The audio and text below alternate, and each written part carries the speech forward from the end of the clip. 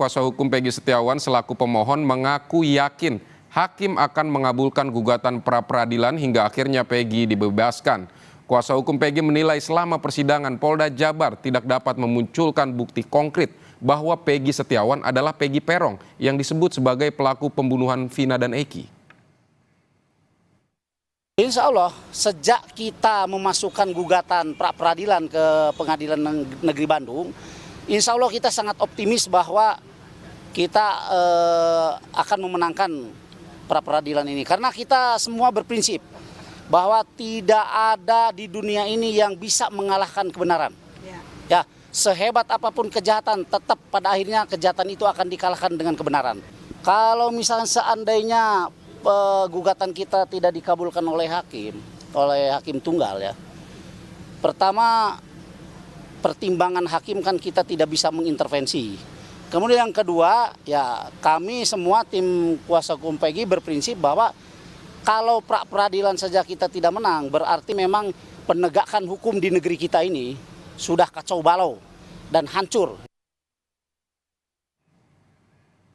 Saudara, sidang pra-peradilan penetapan Peggy Setiawan sebagai tersangka pembunuhan Vina dan Eki pada Kamis kemarin diwarnai adu argumen antara ahli pidana yang dihadirkan Polda Jabar dan kuasa hukum Peggy. Salah satunya soal syarat penetapan tersangka. Sidang gugatan pra-peradilan penetapan tersangka pembunuhan Vina Cirebon, Peggy Setiawan, kembali digelar Kamis kemarin. Kali ini, tim hukum Polda Jawa Barat menghadirkan ahli pidana dari Universitas Pancasila, Agus Surono. Dalam sidang, Agus Surono menjawab pertanyaan Hakim Tunggal Eman Sulaiman soal syarat penetapan tersangka. Agus Surono bilang seseorang yang ditetapkan tersangka tidak harus diperiksa sebelumnya. Dalam menetapkan tersangka, penyidik hanya perlu mendapatkan 2 alat bukti. Yang ditetapkan jadi tersangka, apakah sebelumnya harus diperiksa terlebih dahulu atau bisa belakangan?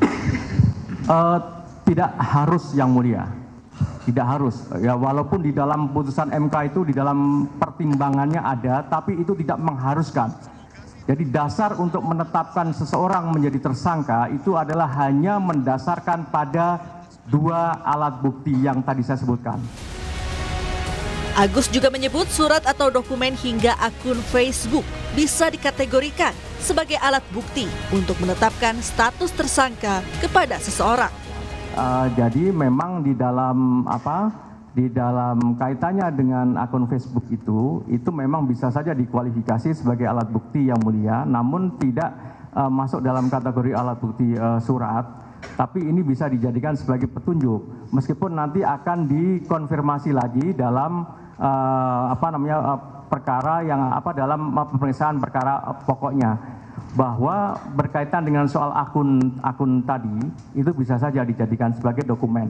Nah, ketika kemudian akun Facebook itu nanti terkonfirmasi ya atau terverifikasi oleh ahli yang berkaitan dengan digital forensik misalkan, maka itu bisa saja sebagai dokumen atau informasi yang sifatnya elektronik. Dokumen yang sifatnya informasi elektronik itu pun juga bisa dikualifikasi sebagai alat bukti. Keberatan. Itu. Namun, sidang kemudian diwarnai perdebatan antara tim kuasa hukum Peggy Setiawan dengan tim hukum Polda Jawa Barat. Perdebatan bahkan hingga dilerai oleh hakim. Tim kuasa hukum Peggy menilai ahli pidana yang dihadirkan oleh tim hukum Polda Jawa Barat tidak independen dan objektif.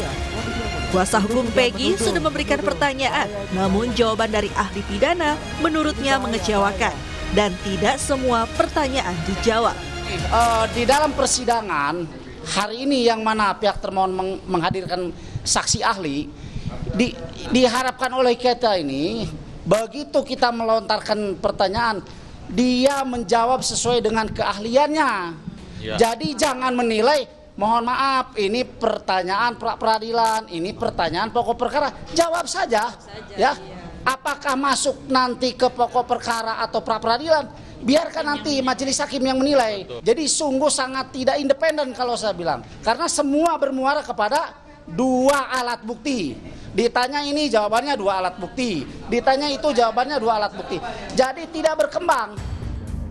Ketua Tim Hukum Polda Jabar Kombes Nur Hadi Handayani menegaskan, ahli pidana yang dihadirkan pihaknya sudah independen. Nur Hadi bilang, sebagai ahli pidana, Agus Surono telah menjawab seluruh pertanyaan dengan menjelaskan secara komprehensif, termasuk soal 2 alat bukti yang menjadi syarat penetapan tersangka. Memang seperti itu, kalau orang menaikkan tersangka memang ada syarat yang harus dipenuhi, yaitu 2 alat bukti. Bunyinya undang-undang seperti itu. Jangan disalahkan ahli atau salahkan penyidik. Bunyinya undang-undang, textbooknya bunyinya seperti itu. Jadi kalau disalahkan undang-undangnya, jangan.